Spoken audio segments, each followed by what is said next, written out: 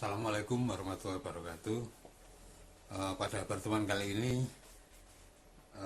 kita akan mendiskusikan jaringan nirkabel. Nah, ini yang paling populer sekarang ini. Jaringan kabel udah kita bahas di pertemuan minggu lalu ya. Sekarang jaringan yang tanpa kabel. Jadi per definisi jaringan tanpa kabel teknologi sampai saat ini itu ada dua macam ya, yang paling sering dipakai oleh pengguna.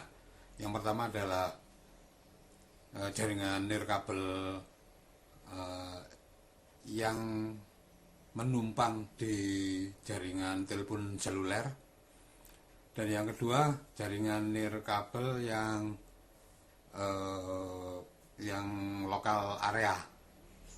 Anda mengenalnya atau pasaran menyebutnya dengan nama Wi-Fi atau Wi-Fi, wireless fidelity. Bedanya untuk yang menumpang ke jaringan seluler itu jangkauannya lebih luas. Selama ada sinyal seluler dan selama seseorang itu membawa perangkat seluler yang tentunya kalau di bahasa Indonesia, di Indonesia ini ada pulsanya atau ada paketannya, bisa terhubung ke internet. Sementara yang Wi-Fi itu jaringannya terbatas karena menggunakan perangkat khusus, pemancar dan penerima sinyal, ya, gelombang radio. Nah, jarak jangkauan dari jaringan itu tergantung pada kekuatan power dari sinyal wifi dari modem tersebut. Ya, ada beberapa keuntungan yang bisa diperoleh dengan jaringan tanpa kabel ini. Ya, tentu kelebihan pertama yang paling nampak itu adalah menghemat kabel. Ya, dulu ketika zaman tahun 90-an awal 2000-an itu ketika membuat jaringan itu teknisinya harus ngeler-ngeler kabel gitu ya dari perangkat yang akan terhubung dalam jaringan komputer. Ya. Biasanya pakai kabel UTP ya, yang sudah saya jelaskan minggu lalu, unshielded twisted pair. Kabel itu punya terminal khusus, ya, colokan ya di ujung-ujungnya yang akan menghubung ke modem, di mana modem tadi itu akan terhubung ke jaringan luar atau menghubungkan antar perangkat-perangkat yang terhubung dengan kabel itu. Ya, kalau jaringannya ada 10 komputer ya, kalau masing-masing butuh kabel katakanlah 10 meter gitu ya, paling sedikit butuh kabel 100 meter kabel UTP.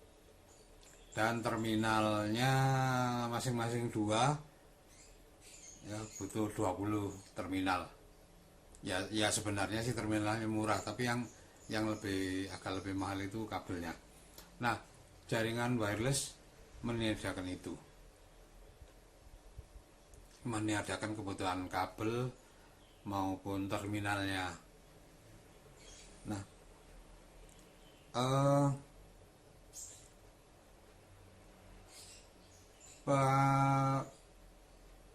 kemampuan koneksinya pun terbatas kalau pakai kabel. Meskipun eh, sorry, jangkauan atau jarak antar satu komputer dengan komputer yang lain yang terhubung dengan cara menggunakan kabel itu jangkauannya lebih panjang daripada yang wireless wifi. Tapi kalau betapa ribetnya gitu loh, kalau komputer tadi itu tidak di satu ruangan tersendiri, tapi ada di beberapa ruangan gitu. Ya bahasa Jawanya itu mengeler-eler kabelnya, memasang kabelnya. Kemudian kalau ada gangguan juga harus dicari di mananya gitu ya, rentan gangguan. Sebab ya kalau kantornya atau maaf ruangan yang dipasangi jaringan tadi itu ruangan yang steril, hanya orang tertentu aja kebersihannya terjaga gitu.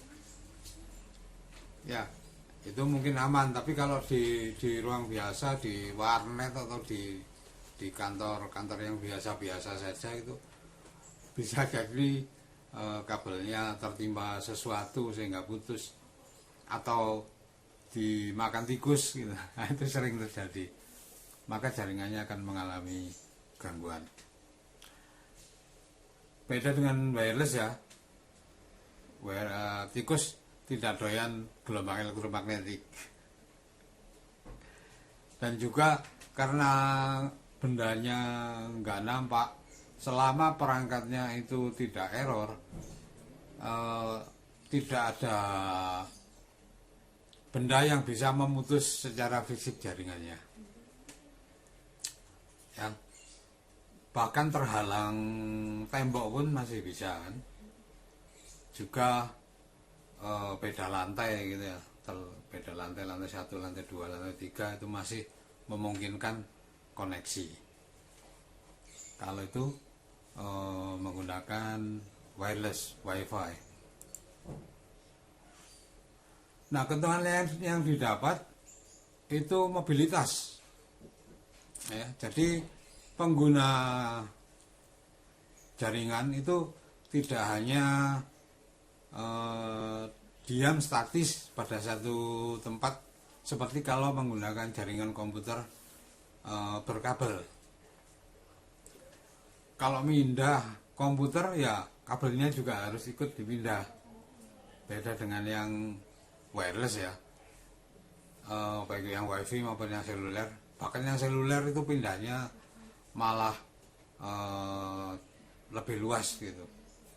Kuncinya selama ada sinyal dan selama paketannya ada, bisa terhubung ke jaringan dimanapun kita berada ya, di kafe, di mall, di tempat wisata, di jalan tol. Selama di situ ada sinyal seluler ya, jaringan perangkat hardware-nya bisa terhubung ke jaringan. Nah, karena tanpa perlu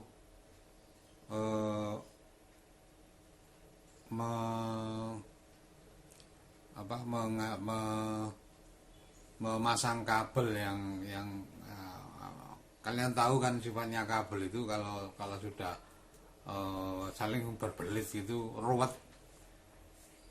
susah cari ujung dan pangkalnya, dan itu membuat pusing instalatirnya, teknisi yang memasangnya.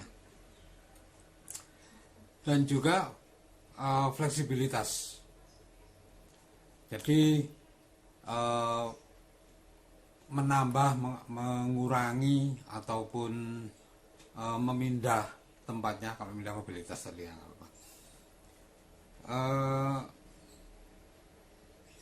bahkan mungkin bisa menjangkau daerah yang atau suatu tempat yang susah sekali kalau tidak menggunakan kabel dalam jaringannya. Ya, jadi itu beberapa keuntungan. Saya tulis saja ya biar kalian bisa lebih memahaminya. Tadi yang pertama itu hemat kabel.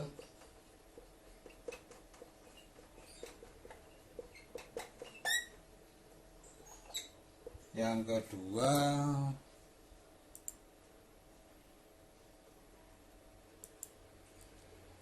mobilitas,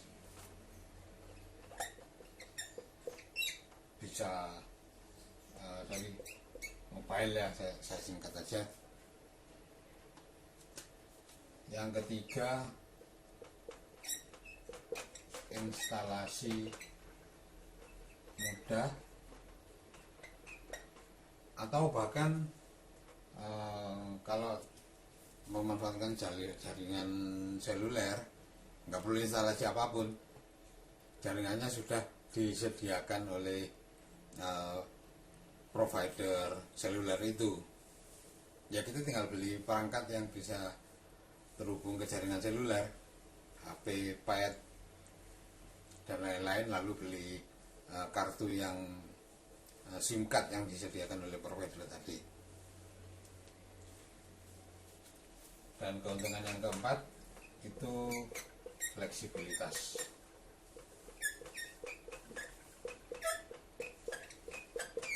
Untuk nambah, mengurangi, mengganti perangkat itu sangat gampang sekali.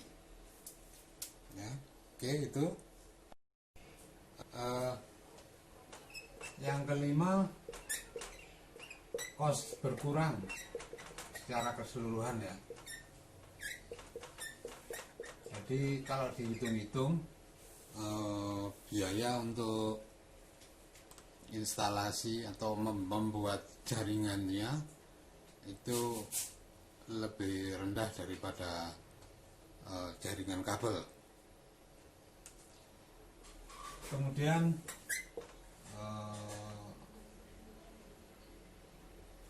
kalau fleksibel ini untuk menambah dan mengurangi, lalu ada lagi keuntungannya itu skalabilitas. Nah, kalau kita merasa misalkan mula-mula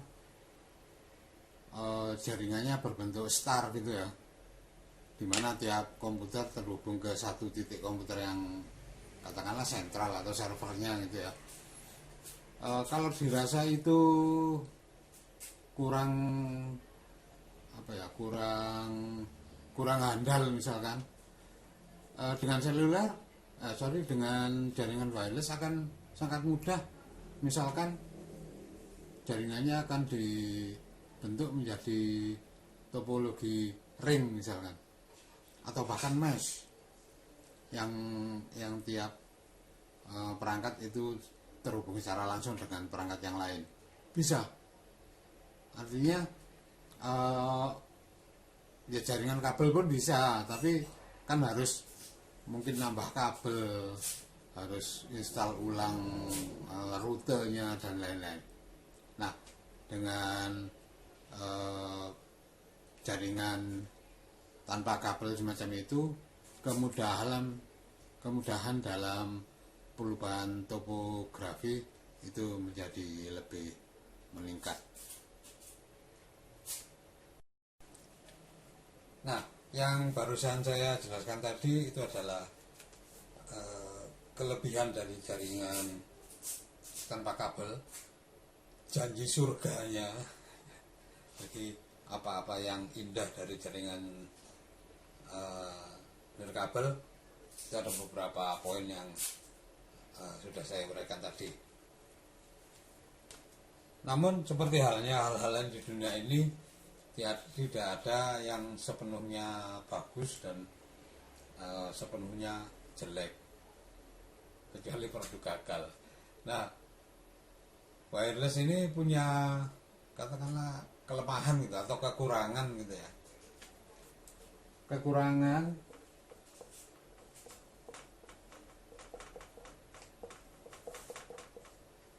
yang paling terasa, yang paling beda banget antara jaringan kabel dengan jaringan seluler itu adalah soal delay.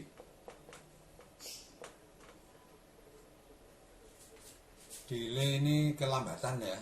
Jadi terus seberapa nggak tahu nanti kalau sudah ditemukan teknologi atau sudah diterapkan teknologi 5G atau 6G atau 400G itu mungkin kecepatannya bisa melebihi kecepatan jaringan. Tapi sampai saat jaringan kabel, tapi sampai saat ini jaringan nirkabel itu delaynya lebih lambat daripada jaringan kabel. Nah itu makanya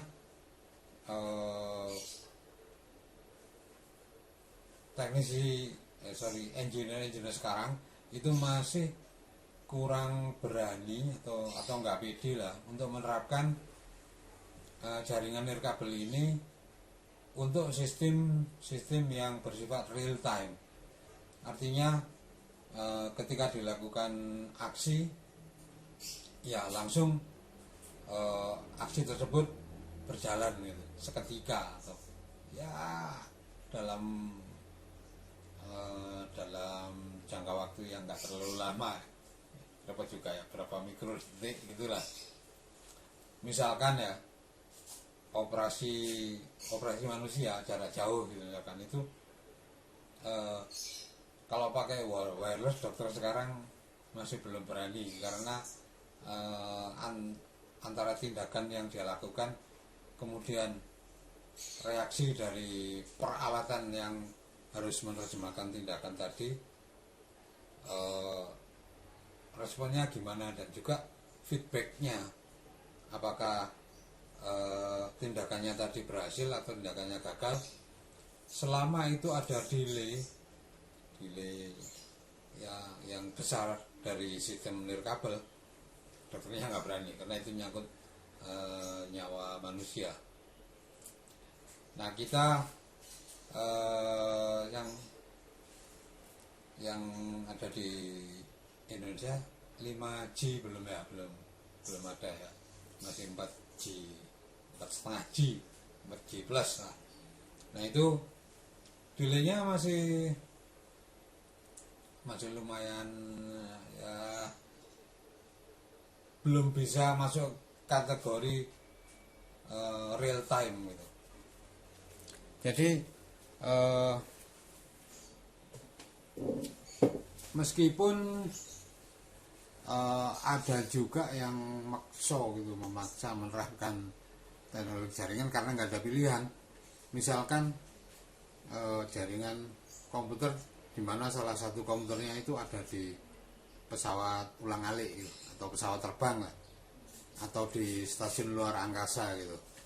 Itu nggak mungkin kan kita menarik kabel dari permukaan bumi ini ke stasiun luar angkasa. Bisanya pakai teknologi nirkabel.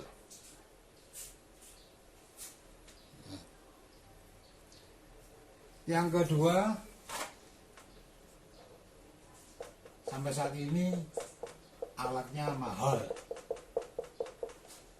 ya. Jadi baik wifi maupun jaringan seluler itu mahal harganya ya, karena ya di Indonesia masih impor semua lah gitu loh, bahasa ringkasnya. Jadi belum ada produk nasional. Kalaupun udah produk nasional mungkin juga belum tentu lebih murah ya dari impor. Tapi ya yang pasti mahal gitu sampai saat ini. Yang ketiga, ini yang agak frekuensi gelombang radio. Karena ini kan menggunakan gelombang elektromagnetik ya istilahnya gelombang radio gitu. Memang secara internasional dan juga nasional Indonesia itu frekuensi itu sudah ada kapling-kaplingannya gitu. Frekuensi sekian sampai sekian megahertz sampai sekian megahertz itu untuk radio FM misalkan, sekian ratusan megahertz sampai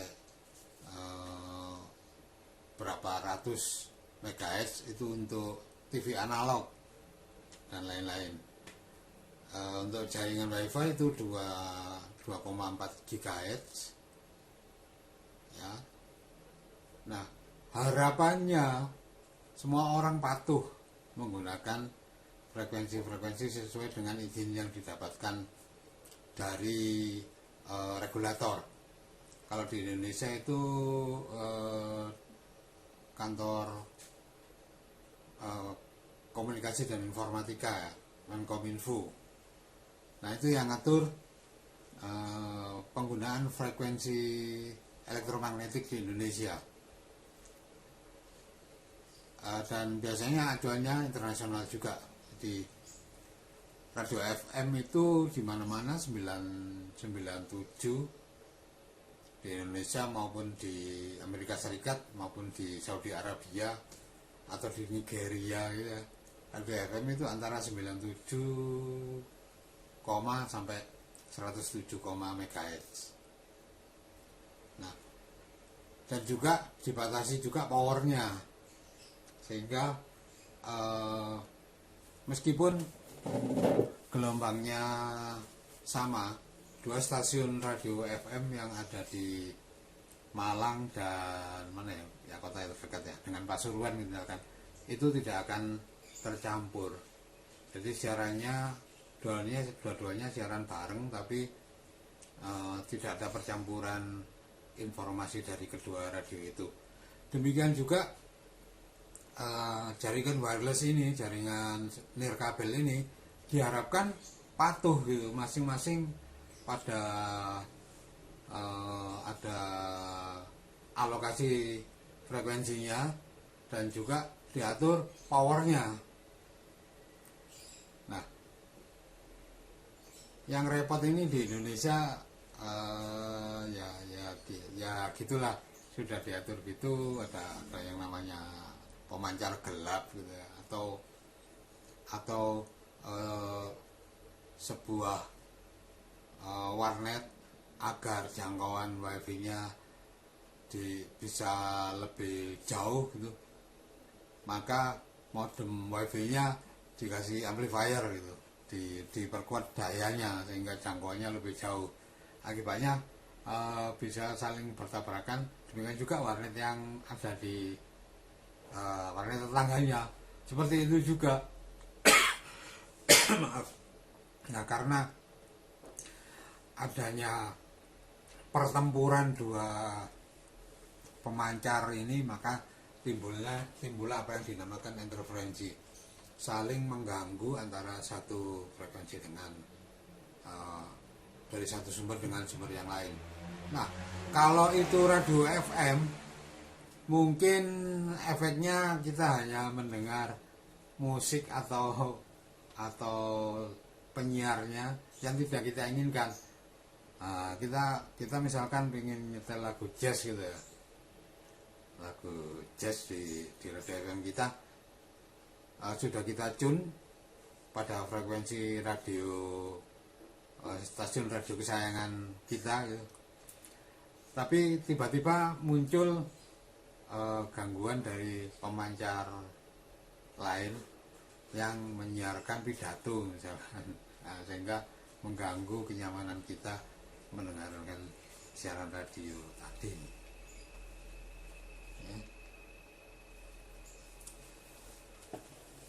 Yang keempat itu kapasitas dibatasi oleh spektrum. ya, spektrum itu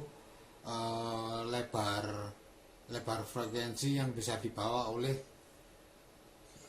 oleh suatu carrier, frekuensi carrier tertentu ya. Jadi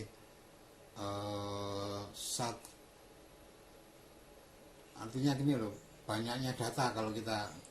Kalau bicara soal pemancar radio itu frekuensi ya, tapi kalau bicara soal jaringan komputer itu adalah soal kilobyte-nya. Jadi frekuensi, gambarnya gini, frekuensi 1 MHz itu akan sedikit membawa kapasitas data dibandingkan dengan pembawa yang 1 GHz. Itu hitung-hitungan detailnya. Kalau Anda tertarik, Anda bisa mengikuti kuliahnya siapa ya, teknologi seluler itu nah, atau ya teknologi komunikasi mobile, kalau nggak salah namanya itu mata kuliahnya. Yang mengajar mungkin Pak Wahyu gitu, atau Bu Endah ya. Tapi kalau kita kaitkan dengan jaringan komputer, kita harus melihatnya bahwa frekuensi pembawa data itu kapasitasnya dibatasi oleh di mana frekuensi pembawa itu berada. Orde giga, orde mega, orde tera, orde kilo, jangan deh, orde hertz. Nah, itu sangat berpengaruh pada lebar datanya. Kabel pun demikian ya.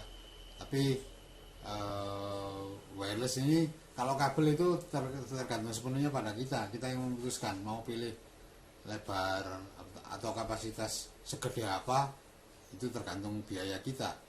Tapi kita tidak bisa mengubah frekuensi pembawa jaringan nirkabel itu seenak kita, karena ada regulatornya, yaitu Kominfo Republik Indonesia. Nggak bisa misalkan WiFi sekarang kan carriernya 2,4 GHz. Tak ganti ya, ini kapasitasnya kurang gede kilobyte-nya, saya ganti menjadi 100 giga gitu. Nggak bisa, karena ada yang ngatur penggunaan frekuensi gelombang elektromagnetik itu. Nah, ini yang rada gawat juga, seluler dan wifi itu dari segi keamanan kurang.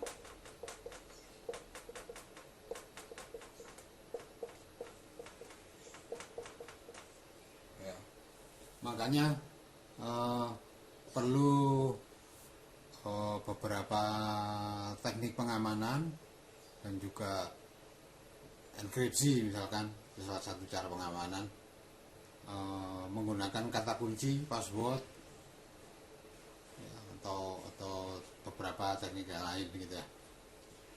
Alasannya kenapa keamanannya kurang ya, karena itu pakai gelombang yang terbuka ya.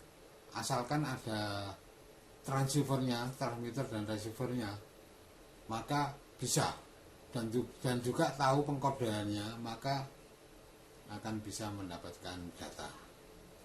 Nah, karena itu perlu pengamanan lebih lanjut terhadap data yang mungkin bisa dibaca, diakses, dirubah, dihapus oleh siapapun itu menjadi terenkripsi. Nah, terenkripsi itu seperti disandikan gitu, dan juga mungkin aksesnya dibatasi dengan cara memberi password atau PIN gitu ya, sehingga akan ketahuan, oh ada jejaknya itu. Kalau ada yang memang yang terganggu itu ketahuan, oh yang passwordnya ini user ini berarti yang mengganggu jaringan. Antara jaringan menggunakan kabel dan jaringan nirkabel itu bukan berarti saling saling meniadakan gitu. Jadi kalau sudah pakai kabel ya sudah nggak usah pakai wireless, atau kalau sudah nirkabel wireless sudah dibuang gitu. Enggak, ternyata sampai saat ini dua-duanya masih dipakai, tergantung keperluannya. Jadi jika memang untuk kegunaan yang tetap gitu ya, baik lokasinya maupun fungsi dari anggota jaringan itu atau komputer itu tetap, misalkan sebagai server gitu ya. Server kan biasanya komputernya gede gitu, yang jarang sekali dipindah-pindah gitu ya. Itu akan lebih praktis dan lebih handal kalau koneksi ke server tadi itu menggunakan kabel. Karena ya memang server nggak akan dipindah-pindah. Server juga fungsinya juga itu aja. Pasti Anda akan sangat dilarang main game di server atau memutar video YouTube itu di server. Anda tidak akan diizinkan oleh penguasa jaringannya. Fungsinya tetap server, yaitu entah itu email server, web server, SQL server, atau server-server yang lain. Itu tugasnya melayani permintaan dari pengguna, permintaan data, permintaan sambungan ke jaringan lain, permintaan ingin melihat website gitu, atau ingin membuat database dan lain-lain. Itu disediakan oleh server tadi. Jadi tidak ada fungsi lain. Fungsi tambahannya mungkin ya fungsi sebagai jaringan lah gitu. Tapi yang ngatur jaringan sendiri bukan server itu. Nah, contoh yang kedua yang mungkin nggak butuh dipindah-pindah, nggak butuh lokasinya mobile, itu mungkin pengatur jaringan tadi sudah saya sebutkan. Ada yang namanya proxy, ada yang DNS, domain name server ya, ada yang namanya hub yang bisa diprogram dan lain-lain. Itu lokasinya sudah tertentu, nggak akan mungkin dipindah, yaitu cukup pakai jaringan kabel. Sementara jaringan yang nirkabel itu dibutuhkan kalau pengguna maupun jaringannya itu tidak memungkinkan kalau menggunakan kabel. Penggunanya juga mungkin selalu bergerak gitu ya. Hari ini di Malang, besok di New York, lusa di Beijing gitu. Nah, kalau ingin terus terhubung ke jaringan, nggak mungkin lah memasang kabel dari Malang ke New York. Nah, itu praktis kalau menggunakan lebih praktis, lebih pas kalau menggunakan jaringan nirkabel, baik itu langsung via satelit maupun via operator seluler. Ya, mungkin itu ya untuk hari ini. Saya kira saya cukupkan dulu. Semoga bermanfaat. Assalamualaikum warahmatullahi wabarakatuh.